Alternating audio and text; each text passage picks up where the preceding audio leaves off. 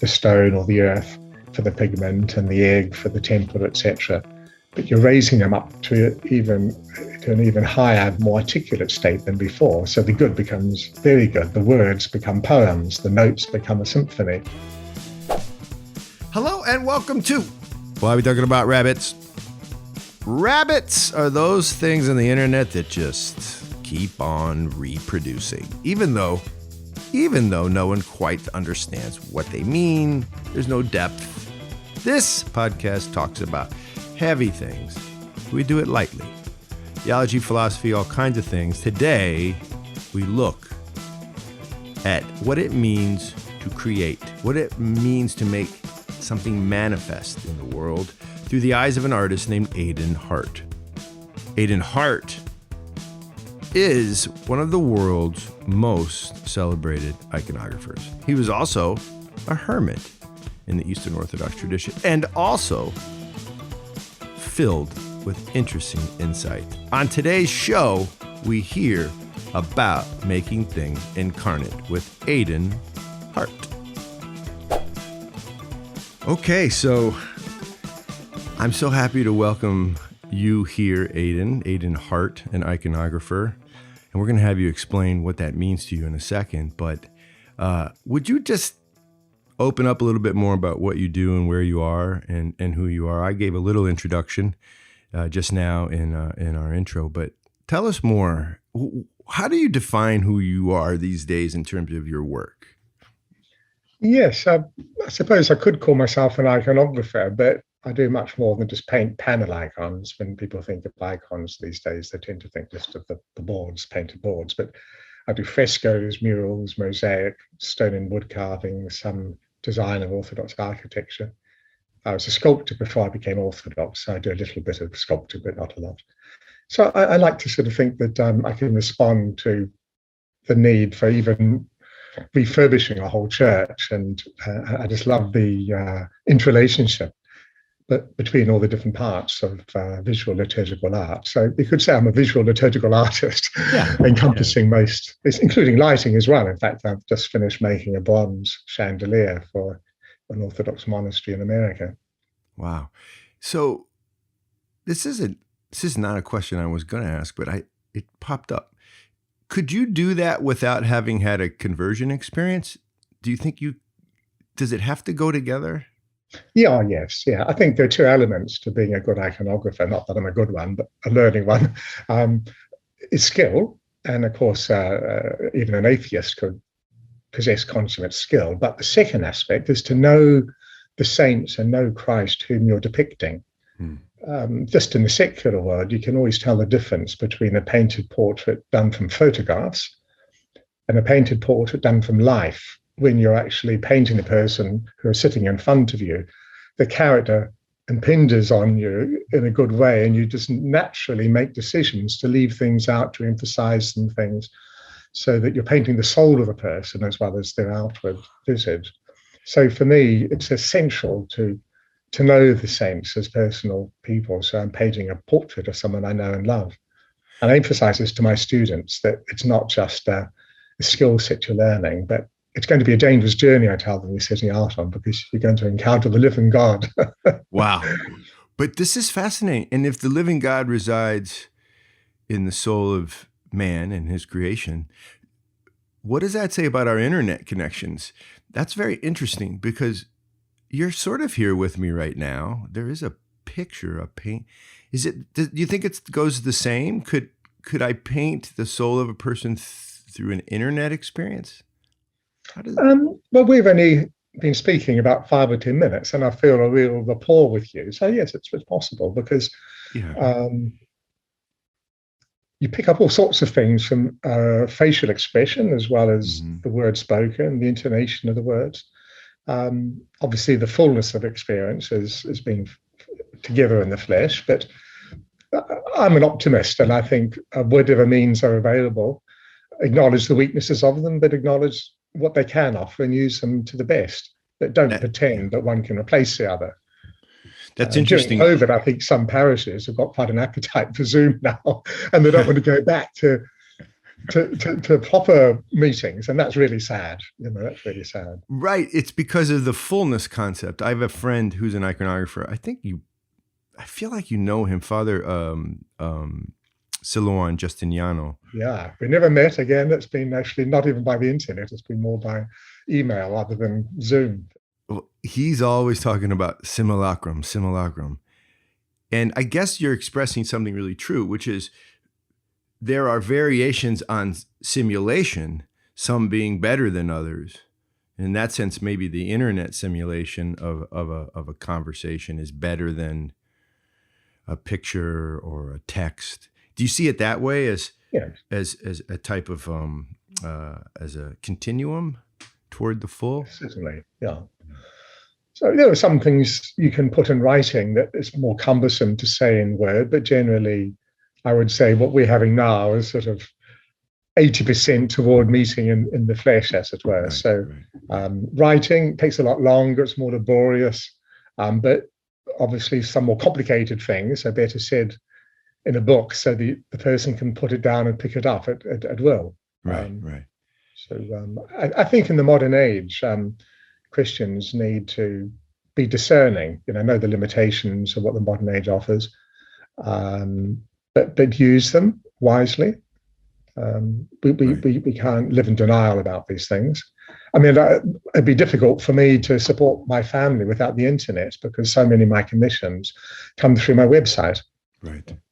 So I'm really grateful for it. There is a whole conversation here, right, about what reality is as we move into a digital age. It's, there's the movie The Matrix, which a lot of folks who listen to this are very, very aware of. I think it does a good job of explaining in a popular way some pretty scary realities. But you don't feel it necessarily ebbing away because of the technology. Does the modern world give you other challenges that aren't maybe in the technology? Are there other things happening as you try to paint and really know your subjects? Are there other challenges going on with the modern world? The first thing that comes to me, and this is more through my two children, I have a 16-year-old daughter and an 18-year-old son. When I was growing up, boredom was actually an important part of my creative learning process. We didn't have the internet. We didn't have a television until I was about 14. So my boredom actually compelled me to think of things to do. I played with my friends a lot and we invented all these incredible games. I was raised in New Zealand and we could play outside a lot because the weather was so good. But, I draw things from the age of 5. I'd be drawing because I got bored. But nowadays with media, kids don't have an opportunity to get bored. They just fill it with surfing the internet. Yeah. So for me, a danger with the easy access to things is that you fill it with noise, but you can actually avoid gaining deeper self-knowledge. Yeah. And when you get bored, you can begin to think, begin to search your soul. And what do I do now? So, I don't know what I should do. So then you begin to think, well, what really interests me? Is it art or sport or whatever? And then your self-knowledge grows through that. In fact, my daughter, who's a very good goalkeeper in football, she was baptized Orthodox as a baby, but she actually came back to the faith through her football because she realized, especially as a goalkeeper, you needed a certain inner psychological state. So she started listening to podcasts about how to do well, what attitude to have to your challenges. And then she sort of rediscovered the faith.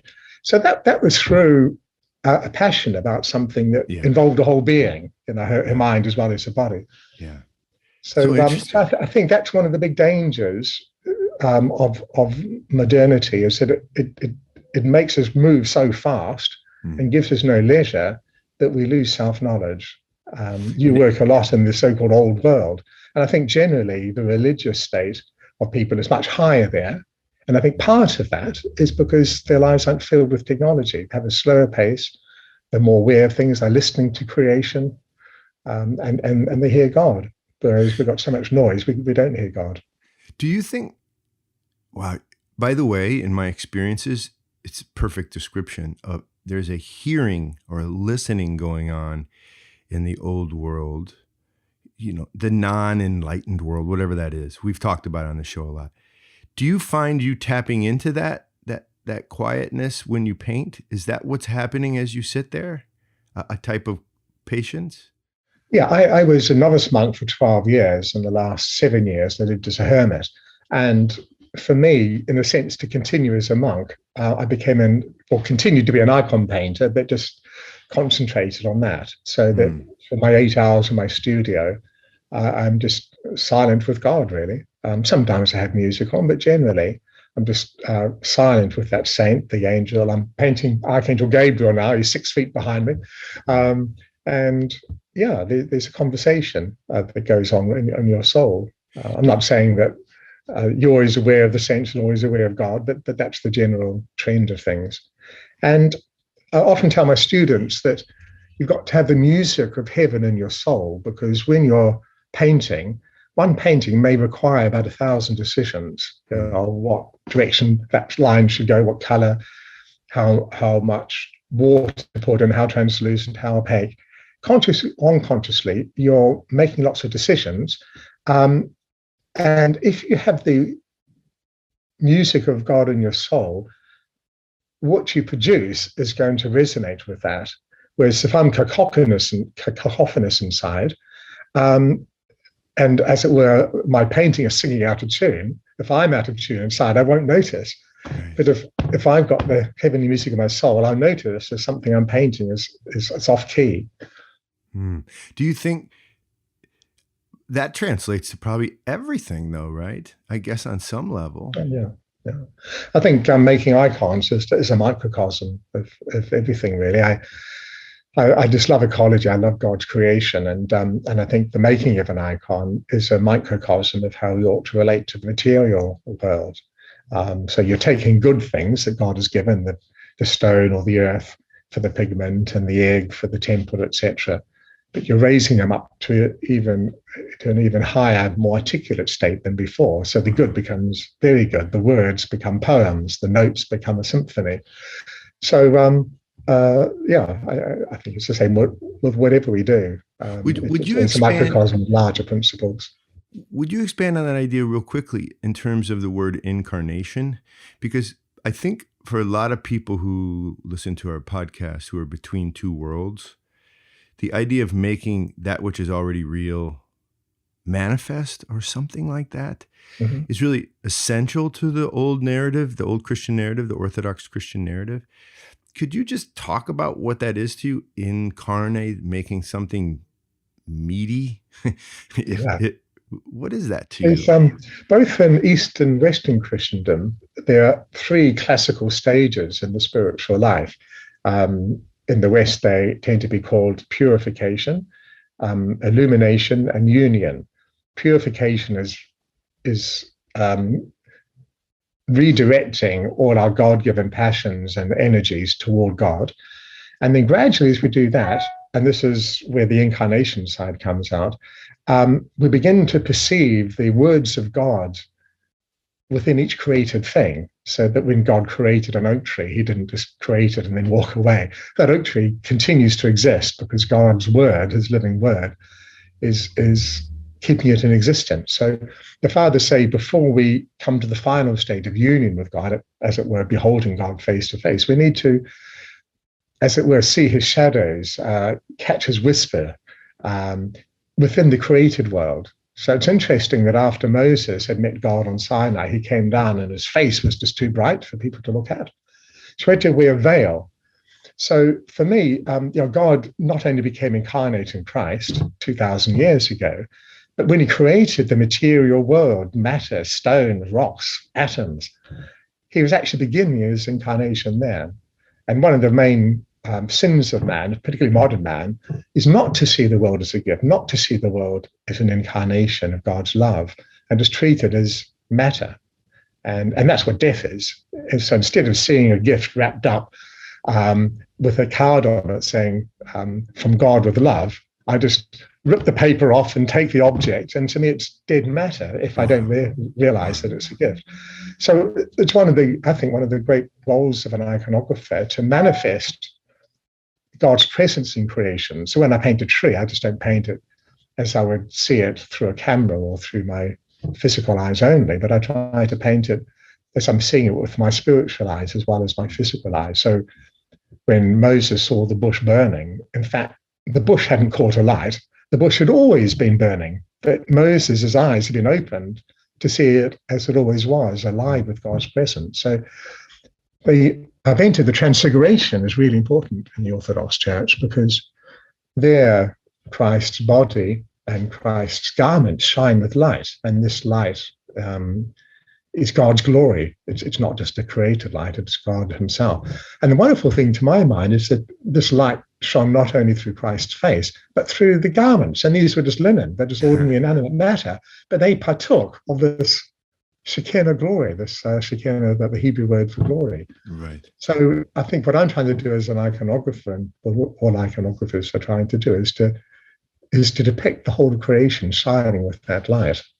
Man, the implications are incredible, because if what you're saying is true, which, you know, it's not a proposition, you either come to see it, or you come to see it in some form and then grope toward a fullest form. But if it's true, then the way we actually treat everything in creation is going to change. It's almost like you abolish the ecosystem problem, or the problem of all the problems associated with destroying the earth, once you put on this new garment or this new way of seeing. Mm-hmm.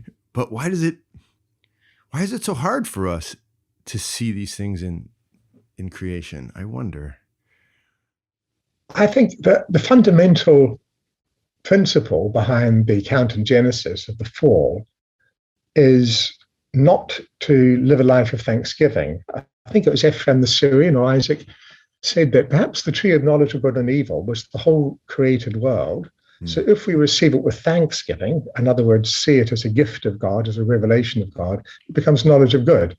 If we just grab it, turn our backs on the giver and just sort of erase it and do whatever we want to do with it, then we're dead already. Yes. We have knowledge of evil. So it wasn't that God put a test in front of them so much. God just gave us the world, gave us freedom. But for some perverse reason, well, ultimately it was the devil distorting. What's interesting is that the serpent, the devil, had to malign God first to Eve. He said, does God want to be like you? But he's afraid that if you eat of it, you'll become like him, as though God didn't want her to become like him. But in fact, that's precisely why I made them. It's actually flipped fundamentally. Yeah. So basically, I think people don't believe in God because they can't believe such a thing that's so incredible. You know, that God actually created us to not just be like him, to sort of follow behind him, but to be full of him, from actually to enter our being and be united to us like a husband and wife, to be closer to him than we are to ourselves. I mean, that's just too wonderful to believe. Some people don't believe it sometimes. So sometimes it's the most awesome, wonderful things that we realize, wow, this is just, I can't understand this. I'm not going to go there. So sometimes we don't enter the beautiful just because it's so beyond us. Yeah. But we're created to be beyond just merely human. But it's the fear of the unknown, perhaps. But ultimately, it's the devil telling a lie, which we believe. That there can't be any other reason. It's It's an invitation into the darkness being the lie, and it's not as if someone who's telling that lie. I have so many friends who aren't believers. It's not as if they're filled with some sort of devilish, blood-curdling demon. What's happening is there's a lie being told, and the degree to which you follow it leads you further and further into a false reality, a false narrative. And it's hard to get out of that false narrative once you've gone too far in. Well, we were talking off camera about Phillip Sherrard's book, Rape of Man in Nature. This is sort of what that's all about. You painted for him, I guess, right? Yeah. Yes, when he was alive, he and his wife built this wonderful chapel. They live in this amazing valley in Evia in Greece. And I think there was electricity in his house when he bought it, but he just ripped it all out. You know, he lived. He didn't want the electricity. Yeah, and so they made this wonderful stone church. And he died, and then his wife, I think, inherited some money from, I think, her parents when they died. And so she contacted me and said, could you fresco it? And so basically it was a testimony to the teachings of Phillip, which are just basic Orthodox teachings, but we wanted particularly to emphasize the right relationship of humans and creation. So there were standing saints, and between each standing saint was a tree, but a lot of the saints were associated with animals. So Mary of Egypt, she died in the desert, and by tradition, a lion dug her grave. So there was a lion there underneath her. And then Saint Malungath, a Welsh saint associated with hares, we had a hare there. Yeah. But I know you work a lot, of course, with people in so-called old world countries. And we were talking about perceiving the logoi, the words of God, in trees and nature. But the ultimate thing is to meet everyone as a living image of God. And I've had the blessing of knowing a few saints. Father Paisius, I met a number of times. And what I noticed going away, filled with great joy, having been with them, was not so much his words, but they were always very funny and full of insight, but you realized actually he was talking to a part of me I hadn't really known before. He was, we were talking about this earlier, that he's thirsty for God. That's all that mattered to him, Christ. So when he met anyone, even a moldy old sinner like me, he was just interested in that 1% that was of God. And so he would address that and draw it out. And I think, we were saying earlier, I think every missionary should be a listener and a seeker, a seer before they're a speaker. Right. So they should be looking for God in that culture. St. Nicholas of Japan spent 7 years studying the Japanese culture, not in a patronizing way, so I'm going to convert them now, but I think he just loved that Japanese culture, came to respect it. So when he began speaking the gospel, they responded. Yeah. Because here, this wasn't a Russian, he was going to make them all Russians. Here was a man who understood their culture, yeah, and wanted to bring it to fruition. And of course, St. Paul and the Areopagus quoted from their own philosophers, It wasn't saying what I'm preaching is exactly the same as what you believe, but there are overlaps. And the God that you were thirsting for, he has become flesh. He's dwelt among us. So he built on what they already knew. Well, if God is, some of these equations are so simple in the modern world, we overlook them. If God is before me in my friend Adima in Sierra Leone, if that's actually God, I know she's a Muslim, she just got back from mosque, but it's still her godness, the logoi didn't leave her. I'm still responsible to stand before her with patience and love and listen, because it's already in there. The thing that's so beautiful is already there. To do it otherwise is very confusing, right? To imagine that the exterior is what I must change rather than simply relate with the interior. I think it creates a colonial world. And by here, colonial just means, command and control. And command and control gets so confusing because it implies I know. And as soon as you do that, I don't know. What do you think about that? Gets a little... Yeah, well, the church fathers distinguish between image and likeness. I mean, in the original Hebrew, they often said the same thing twice. So I don't think it was intended in the chapter in Genesis where it says, God says, let us make man in our image and likeness. But the fathers of later said that what everyone, regardless of their faith or moral state, is actually, whether or not they like it, in the image of God. Our freedom that allows us to sin as well as to do right is an imageness of God, and so on. But the saints are those who are much like God. So I can use my imageness for better or for worse. So in Slavonic, the word for saint predominantly means much like.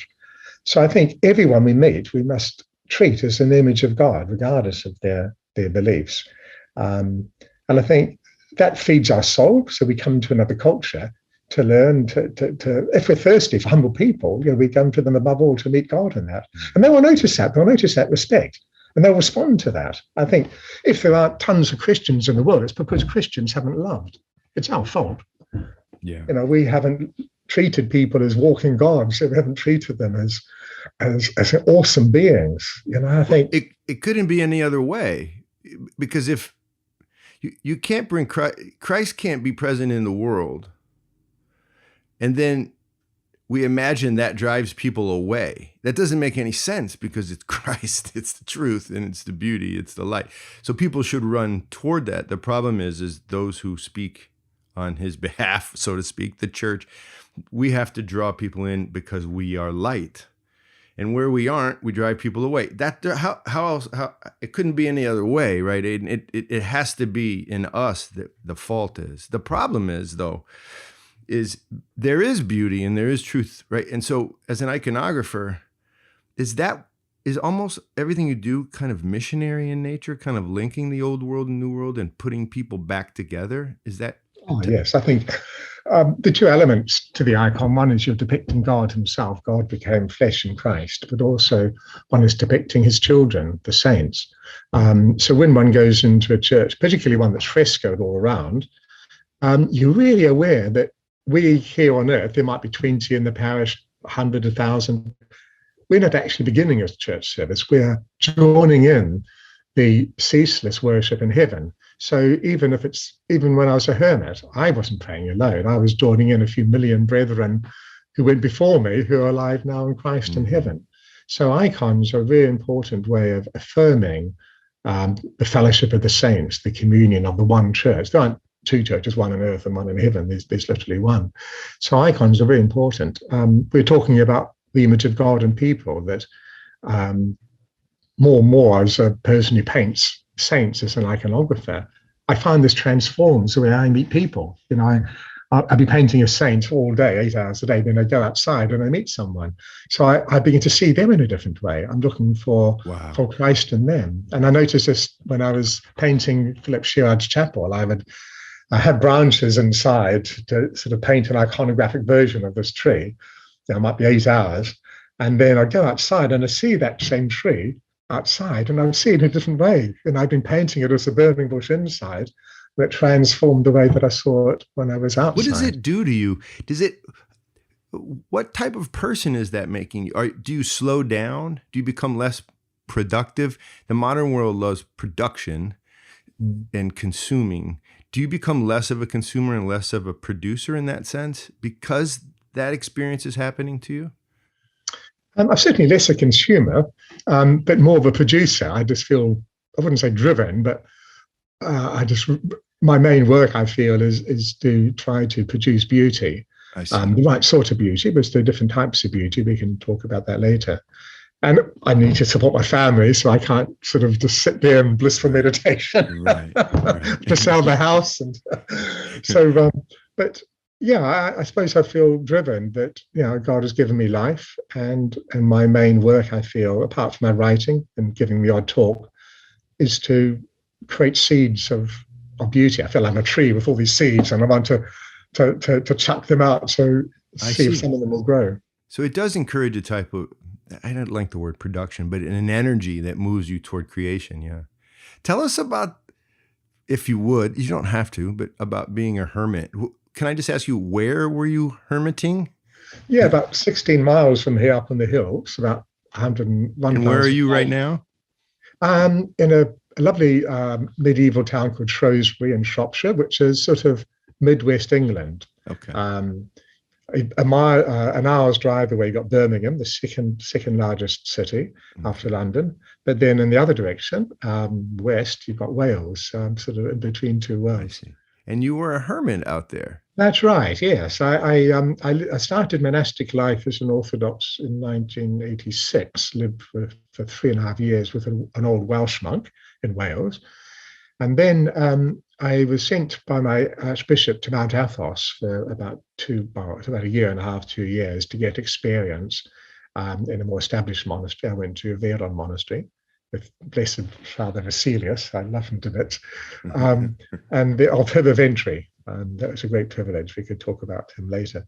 And then went up to live in this 20 acres of land up on the hills, and had to restore the building there first and create a chapel. So it was like a microcosm, because I've always loved ecology. I've loved creation, and I came to believe in God through trees, really. When I was a child, we used to play in trees a lot. So I came to believe in the existence of God through trees. So I felt I had to repay my debt to trees. I planted about 5,000 native trees. And you did? Wow. But my warning to people is, if you want a quiet life, don't be a hermit. That's exhausting. So many people came to visit, and of course, I had about 4 hours of services a day to do. And I supported myself from my icon work and had to restore the buildings and look after the land. So cook for the people who visited. It's too exhausting to be a hermit. I hear this story with the Greek monasteries here in America that were founded by Elder Ephraim. Is what happens is people searching out the peace go to the monastery, and then the monks and the nuns who have already gone before them start to serve them. And so there's this cacophony that they didn't plan on. But I guess that's okay, right? Is that a sign of that's good on some level? Yeah. Again, I think a monk is one who, as it were, lives alone with God. That doesn't necessarily mean live alone materially, but they do everything in God. Right. So if they're with people, by themselves, in a mountain, in a valley, in water, it doesn't matter. They're always in Christ. The word monokos means one who is alone. So I think a monk needs to be obedient to what God's providence has given them. Yeah. Lots of people come, you've got to obey that. Historically, one of the things we see Old World, New World is the traditions of the Old World are always ascetic. The Hindus have asceticism. You pick a culture, even in Native American culture, they had their ascetics that would go out into the woods, into the forest. The New World, you see an abandonment of that concept. Now, there's a type of scholarly asceticism, I guess, but you don't see it being so intentional. Do you think there's something to that reading of history? Do you think there is a break with the modern world in terms of the ascetic practices? Yeah, I think it goes back to this idea of what the essence of the fall is, which is, instead of seeing creation as a revelation, we see it as a big food basket of pleasure. So we just want to eat experiences. And that's really seems to be the main feature of modern man. We're consuming society, which means not just consuming objects, but we've got it the wrong way around. The material world, the world is there primarily is a means of meditation, as it were, for us to perceive God. And that actually makes you more content. So actually, you don't need to fill this vacuum with, fast cars or big flash houses or changing your clothes every day, sort of thing. So I see this loss of asceticism as really the result of the loss of the nous. This is important. We can talk about this a bit. And Phillip Sherrard opened it. Please do. That I think there's heresy, which is a wrong teaching about God, but there's also heresy about a wrong understanding of human anatomy, if you like.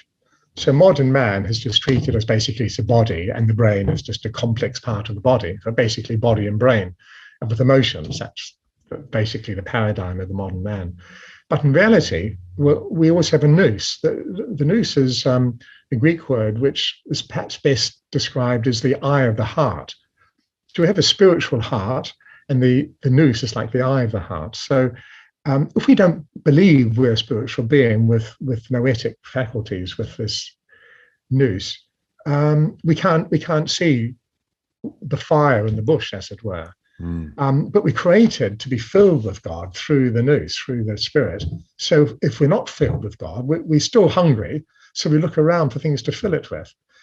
Asceticism is very simply just redirecting our God-given energies in such a way that our eye becomes clear, that we can perceive God, that we can love God. But, if you don't believe in God, if you don't believe the world is burning with his glory, then what's the use of asceticism? Right. The word ascetic just means training, really. It's just getting fit again so you can do it. That's what I wanted to say. It comes from the Greek to be an athlete. And so that's right. The ascetic practice is a type of training to open the eye or clean the eye, right? Yeah. And then the eye becomes aware. And so I had a friend once, Episcopalian. She was a nice lady. I taught with her. But she was so irritated that people went up on mountains and were monks because they weren't doing anything. And I used to think, well, what's your definition of doing? because I've always seen it as a training the way you described it. And so you participate in this and have. I mean, I think most people in the Orthodox tradition are participating, or at least they should be. Is your eye opening? But see, now if you say, yeah, it's open and I'm seeing everything, that would be evidence that it's not, right? How do you answer that question? Have you felt transformation? Is the noose opening? Can we talk about that? Is it possible? I think two things happen. When your eye begins to open, you see more of God, but then at the same time, you realize even more how far away you are from God. Yeah. You see, so I mean, I found this just with my iconography. After painting about 2 years, I thought I was doing quite well, but after 5 years, I knew I'd got better. But the ceiling got higher and higher. Right. So in fact, the distance between what I knew was possible and what I was bigger. So in fact, though I was getting better, I think sometimes my sense of desperation of how far short I am and what a really good iconographer is increases. And I just, I should just give up. Right. So now when I'm faced with a blank canvas, a blank icon rather board, I'm scared stiff. When in reality, now I'll speak on in reality, you look at they're incredible. Now you can't speak of it that way as the creator of them. See, that's what's so fascinating. And I think that's the paradox, right? From the East, from the Christian East, there's we're comfortable in the paradox. I just know so many of my friends in the West who aren't in the Orthodox tradition, they're uncomfortable with the paradox. Do you have to embrace that in your painting? It feels like you would have to embrace that. Yes, I think there's so many ways in which an icon, well, it says and unsays. In other words, it is like, but it isn't like. So some people comment when they see icons for the first time how flat they are, relatively flat. Right. They're not like Renaissance painters. So one of the reasons for that, there are many reasons, but one is that the icon is only an image. It doesn't pretend to replace the saint. The whole idea of an icon is to be a door through which you pass to meet the actual saint, meet Christ, meet the angel. So all the time the icon is saying, I am like Saint Paisius, but I'm not Father Paisius. I'm unlike him as well. So we have a built-in weakness, as it were. Right. There's no canon against three-dimensional statues, but they tend not to work as well because they're too much like the three-dimensional saint. It's almost like there's a type of the word that came to mind just now is theft. It's almost like you're not allowing me the journey. You're giving me too much of the reality, but it's not the reality anyway. In that sense, it's fake, right? That's a good way to put it. Then a second way I think the icon uses paradoxes, that all the virtues are a combination not of opposites, but of two poles. So on the one hand, the eye or the brows might have a slight sadness, whereas there's a gentle smile, not a big cheesy smile, but a gentle smile perhaps, a warmth from the lips. So that on the one hand, the saint co-suffers with us, even though they're in the glory of heaven. I see. They co-suffer with us. So there's that compassion, but they're full of joy. They're not drowning in our sorrow. They're with us, but they're not drowning in it. So there's the joy. So you have the joy and the suffering, the joy and the sorrow combined. And that happens with a lot of different things. There's no agitation in the gestures of the saint. There's a stillness, but there's movement as well. So they really would have a face directly looking at you, but you wouldn't have one looking away. So having it slightly turned, there's movement, but on the other hand, there's stillness. I see. You don't have a static saint to stand there like a stick. On the other hand, you don't have flaring arms and them running. Right. So there's, like St. Paul said, I labor more than all the apostles, yet not I, but the grace of God in me. So it's as though he's going really fast, but he's actually sitting. God is carrying him. So we have the movement and stasis, movement and stillness. I think I, for the first time, understand, because I've never felt that icons are still, static. But you're right, though. There isn't that sharpness. You don't see a running saint. That's a really good point. It's so interesting. And so there's some sort of middle ground there. There's some sort of royal path that's being tread. Wow.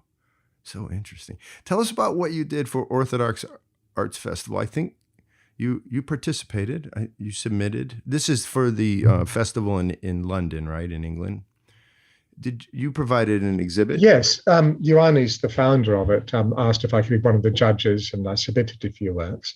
So I think ideally Ioannis would have liked to have had a real exhibition of works, but with COVID it wasn't possible. Mm-hmm. So with the wonders of modern technology and 3D simulation, he's has an exhibition which opens in a few days, I believe.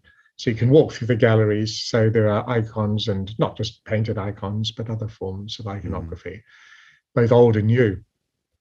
So yeah, it's a brave venture. And also he perceives that iconography, or liturgical art, let's call it in the broader sense, isn't the only form of art. I know myself, a man, Paul Martin, a very good, exceptionally good painter, Orthodox. He does do some icons, but his main work is the amazing paintings he does, some figurative, some more abstract. So I think Ioannis has got a gallery for people like that, and novelists as well. I think you submitted something. I did. Yeah, exactly. I did. So well, and that's what that interests me. Well, I call it threshold art, so that you're not doing liturgical art, but you're doing work that is inspired by life in Christ, but you're sort of writing, as it were, in the world. So I think there's a real role for it. The great sculptor Constantine Brancusi from Romania was a big influence in leading me to Orthodoxy because of the purity of his forms. I believe that. I mean, my favorite writer, Dostoevsky, proves that. I mean, so many people have come through him as a pretty flawed person living in the world. But the folks that are participating in this festival, this is high caliber stuff. And so it's a blessing to have you on here. Is there an art that's not iconography that you were drawn to during your period deciding about your life as an artist? Is there another type of art? Well, I did my degree in English literature and mathematics, and then trained as a teacher. But I just didn't like teaching, so I left pretty quickly, and then worked as a sculptor. So in fact, I was a full-time sculptor before I became Orthodox. And for Prince Charles, I'm quite close to Prince Charles. He's got a very sort of Orthodox world view. So yes, I've heard that. I've heard that. Okay. Yeah. Wow. Lots of insight. Often he will start something which people lampoon him for. Like he was into ecology way before it became mainstream, and articles would be written about the prince who talks to trees and things. But so often he starts something before it's mainstream, and then it becomes mainstream because he perceives quite early on a problem or the root of a problem. People have seen the problem, not the root of it. But anyway, he's commissioned a few portraits. So I do some sculpting still. But in fact, it was through my sculpting that I encountered Orthodoxy. I'd been trying, as a devout Anglican, I've been trying to depict something of the spiritual nature of man in my works and looking for influences. And in fact, African works, one of the things I look to. Fine. Great. Will you speak to that for us? Because I was just there, actually, in fact, just 2 weeks ago. Tell me about what you think of African art. What's happening there? Well, I think, first of all, as you would know much more than I, that Africa's, though it's a continent, is in fact many, many different tribes, and different tribes have different traditions, not just different languages, but different art. But I can just talk about two groups. The Benin Ashanti tribes, they both do amazing bronze work. But in general, I found that most of the traditional African art is profoundly religious in its intent, like the masks, which had such a big influence from early modernists, Picasso and that. But all of them, I think, as I understand it, I'm not an expert, had a religious function, that they were there for religious dances. And so that's what led me to try to understand what technical aesthetic means they used to indicate something of the spiritual. And I noticed that they tended to elongate and simplify, whereas, say, the Renaissance, which is more of a secular period, they got fascinated by all the visible stuff. But I noticed cultures where there's a strong religious faith, and they're consciously trying to portray something of the invisible, they always abstracted and often elongated. So in my first phase of sculpting, I thought, well, I had to understand the material first. So I was influenced by Michelangelo, Auguste Rodin. So just trying to understand the body, I had to start with the physical, like St. Paul said, the physical first, and then the spiritual. But the second phase, I thought, right, I've understood quite a lot about the human body. Now I've got to look for the spiritual. So I looked at the African work and noticed how powerful it was spiritually. I thought this was the ear was thin there. In other words, the other, even if they were pagans, that you really felt that the spiritual world was whatever it was. It might be demonic, whatever. That they were close to that world.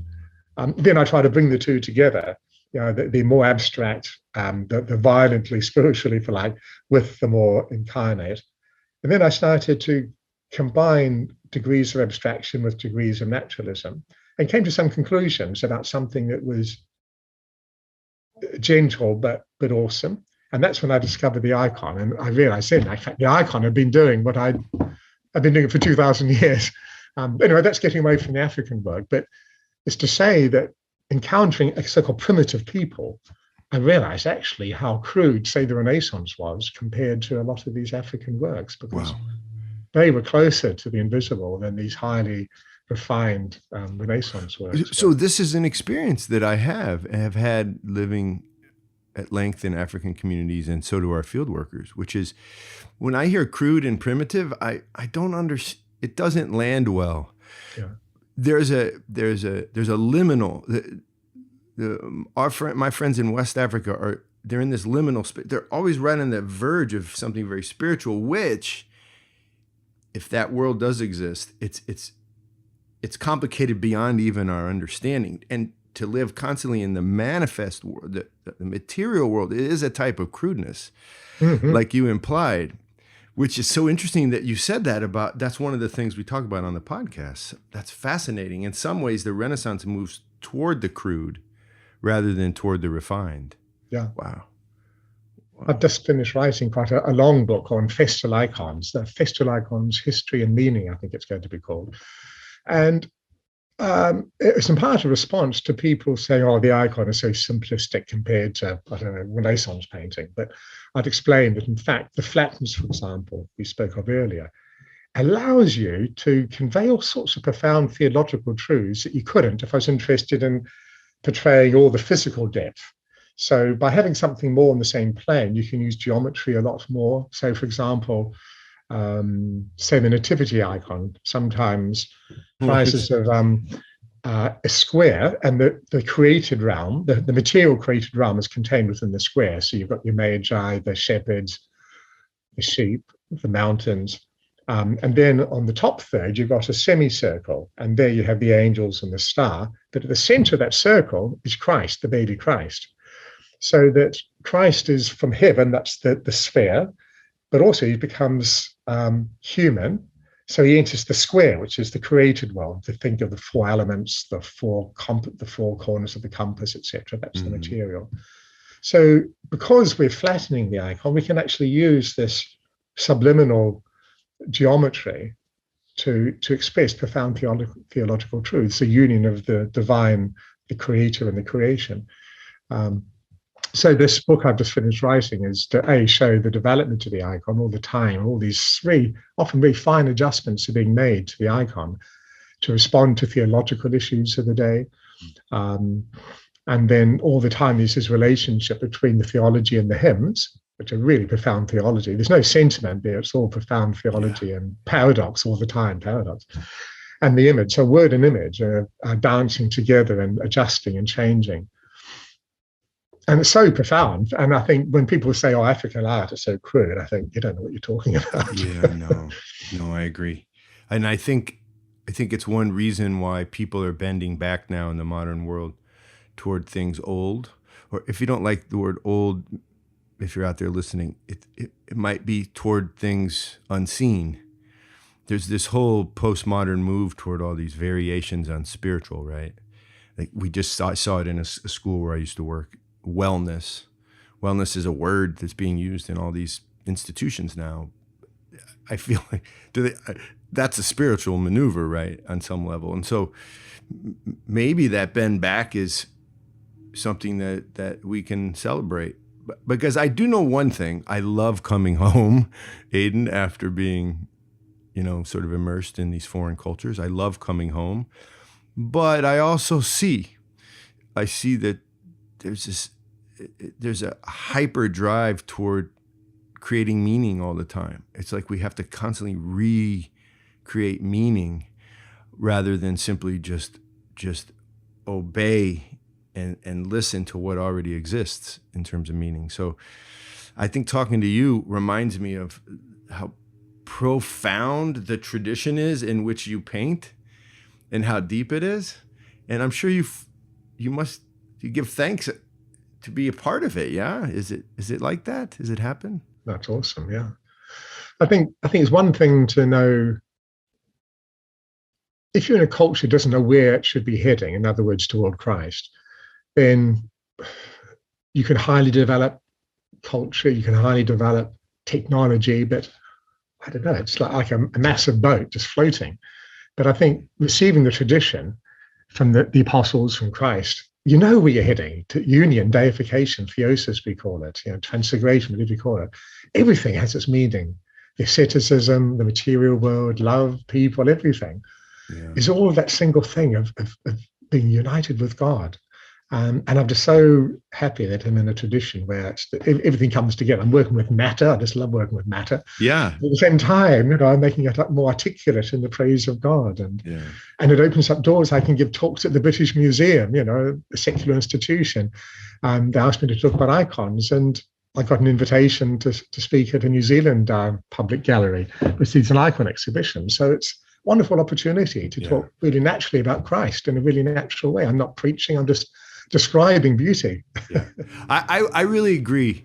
Maybe we can end on that by saying something like, what's happened, Aidan, is I actually see in the secular world a desire to hear from people like you. I don't know that 25 years ago that would have, I think we were much more comfortable in our modern materialist world 25 years ago, or even around the time that everyone sort of harkens back for. I think there's someone mowing in my front lawn. Oh no. Can you hear it? But I think one of the big pieces of bait out there is to, at least in America right now, is it happening in England, you can tell us, is to return to like the America of the 50s or something, where everybody was on the same page or something. I don't know if that's the maneuver. I think the icon and all of the art that you're talking about doesn't ask that. It doesn't ask that, right? It asks. It is a going further. It is going higher, not back, right? No. It's always going higher. I think it's a long path, and you need the wisdom of the saints of the past to help, because one can want to go somewhere, but enthusiasm isn't enough. You need guidance so you don't take the wrong turns all the time. And that's the meaning of tradition, not just any tradition, but wise tradition. You're more likely to get there quickly because you're not making wrong decisions, taking wrong turnings. Yeah, that's so helpful. I think on this thing of spirituality, to finish, I think it is good in a way that there is a general move toward a greater spirituality, etc. But there's a danger there that we can't consider that as a consumer. I think so often the spirituality, so-called, is to eat happiness. You need to be happy, so I'll give you a meditation. So it's another form of consumerism. But that's not spirituality, truly. Right. So I think spirituality is a dangerous term, really. Everything is personal. An iconographer doesn't paint ideas. Always you're painting persons. So I think that's the important thing, that we're made for relationship with persons. Even when we talk about love of nature, it's not enough just to have a gooey feeling from being in nature. It's a revelation of the person of God. Wow. So everything is culminated in person to person. Right. But spirituality now is just sort of some sort of solipsistic happiness. And so it's just another form of slightly more refined consumerism. So I think we've got to make sure that we help direct this first to something other, toward the person of God. If not the person of Christ, at least to love people. People, right? If you don't believe in God, just go to live with people. Go to Africa, wherever you're going. go to your neighbor and just love your neighbor. Christ Yeah. is hidden in them. Even if you're an atheist, just love your neighbor. And That's whether or well not you like said. it, you're going to get to heaven. Really You'll well find yourself in said. heaven. John, it's been a real privilege. It's been a real joy to meet you. I feel we're kindred spirits. As well as being brothers in Christ, we're kindred spirits. So it'd be lovely to have more time with you one way or the other. I think we will. Let's see what happens. And I'm just blessed it to have been put in touch with you. And so if you ever come to the States, you're welcome here. If you're ever traveling in some wacky place like Georgian Republic, we've got folks there. Go and stay with them. Or if you want to Mozambique or the Mayans in Guatemala, please, you have a place to stay, including here in South Carolina. So this was a blessing. Shenis Gagi Marjos, thank you, Mr. Aidan Hart, a hermit, among other things. Wow. Thank you for coming on. It was wonderful. Shenis Gagi Marjos, that means to you, the victory. That's often said at the KP table in Georgia. That's our pod for today. Thank you for coming along. WAWTAR is produced by Andrew Schwark in Russia.